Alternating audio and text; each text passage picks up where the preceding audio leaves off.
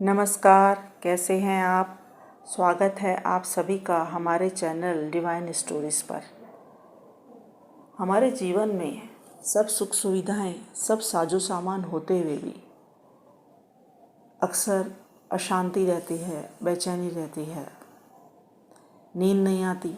आजकल लोग नींद की गोलियां भी बहुत लेते हैं और हम अपने अशांति की वजह बाहर ढूंढते हैं, उसका समाधान भी बाहर ढूंढते हैं, जबकि हमें अपने स्वयं के ऊपर ही दृष्टि डालने की ज़रूरत होती है। समस्या का समाधान भी हमारे स्वयं के अंदर ही होता है। एक राजा था, अपार धन संपदा का स्वामी, नगर भी उसका काफ़ी बड़ा। राजा काफ़ी सुखी था, पर जब वह अपने आसपास और बसे हुए बड़े नगरों को देखता, वहाँ के राजाओं की धन संपदा के विषय में सुनता, तो उसके मन में होता कि मेरा राज्य भी और बढ़े, धन संपदा बढ़े। राजा को यह इच्छा इतनी प्रबल हो गई कि रात को उसको नींद नहीं आती, बेचैनी रहती। वो कहता कैसे मेरा राज्य बढ़े, धन संपदा और बढ़े। अब जब रात को नींद नहीं आती तो अक्सर वो अपने महल से निकल के और नगर भ्रमण के लिए निकल जाता। बेचैनी रहती उसको। उसके नगर की बाहरी सीमा पर ही एक मज़दूर की झोंपड़ी भी थी। मज़दूर दिन भर की मेहनत के बाद रात को अपने झोंपड़े के बाहर ही गहरी नींद में सोया रहता। राजा वहाँ से गुजरता, उसको देखता, सोचता इसके पास ना तो कोई अच्छा मकान है, ना कोई सुख सुविधा, बड़े आराम से सो रहा है, बड़ी गहरी नींद, उससे कोई होश ही नहीं।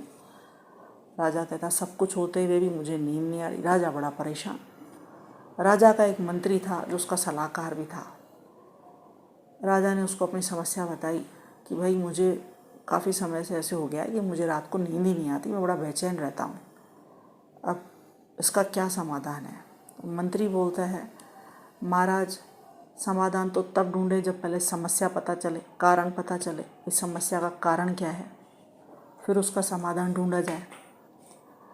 राजा उसको बताता है कि रात को मैं अक्सर फिर बाहर टहलने निकल जाता हूँ, तो बाहर एक मज़दूर है, वह अपनी झोंपड़ी के बाहर ही बड़ी गहरी नींद सोता है।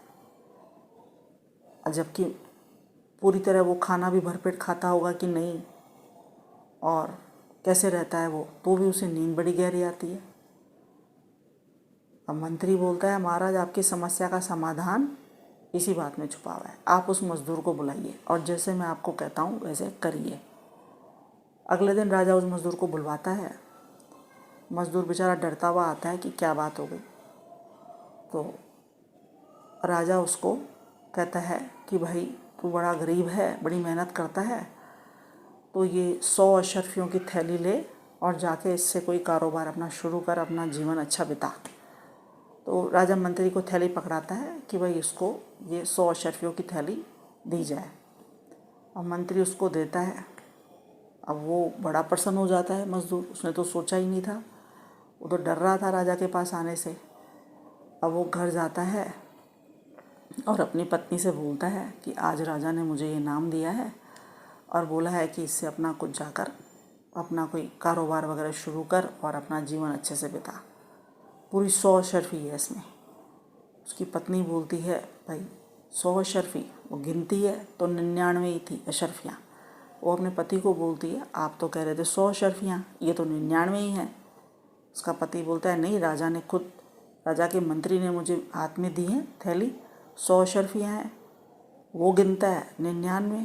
अब वो दोनों चिंता में डूब जाते हैं, भाई एक अशर्फी कहाँ गई, 100 होनी चाहिए थी। राजा ने भी बोला 100 अशर्फी है, मंत्री भी बोला 100 अशर्फी है, ये तो 99 ही है। अब उसकी पत्नी उस पर गुस्सा करती है, आप कहीं गिरा के आ गए रास्ते में, जाओ जाके ढूंढो। वो राजमहल तक का सारा रास्ता ढूंढता जाता है कि कहीं अशर्फी मिल जाए, लेकिन कहीं नहीं मिलती। रास्ते में बैठ के वो मिट्टी में ढूंढ रहा है, कंकर पत्थरों में ढूंढ रहा है, भाई कहीं अशर्फी मिल जाए, पर नहीं मिल रही। वापस लौट के घर आता है, सारा दिन ढूंढता रहता है, मिलती नहीं।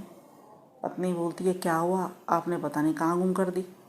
बोला कैसे गुम करूँगा, थैली तो बंद थी। तो वो बोलती है अब अगले दिन जाकर आप बोलना राजा को कि भाई एक अशर्फी कम थी।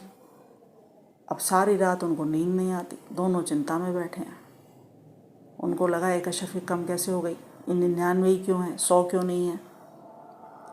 अगले दिन वो जाता है बड़ा बेचैनी से अशरफियों की थैली लेके राजमहल, और राजा और मंत्री के सामने पहुंच के बोलता है कि महाराज आपने मुझे एक अशरफी कम दी है, और घर जाके मेरी पत्नी और मैंने बहुत गिना तो 99 ही निकली। मैंने बहुत ढूंढा महाराज, सारा दिन नहीं मिली, सारी रात हमको नींद नहीं आई है इस चिंता में, एक अशरफी कम है।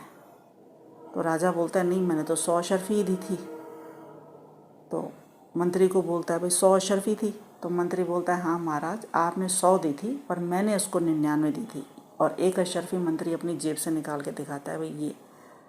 बोले महाराज अब इसको जो 100 अशरफी दी गई और 99 मैंने इसको दी, तो एक अशरफी की चिंता में ये सारी रात नहीं सोया। जो 99 अशरफियाँ, कहाँ तो ये गरीब मजदूर खाने पहनने को नहीं, और कहाँ 99 अशरफियों की खुशी इसको महसूस ही नहीं हुई। वो एक अशरफी जो इसको कम मिली उसके गम में, उसका दुख इसको इतना हो गया कि ये मतलब पति पत्नी दोनों ही सारी रात सोए नहीं है, बेचैनी कि भाई एक अशरफी कहाँ गई, एक अशरफी कहाँ गई।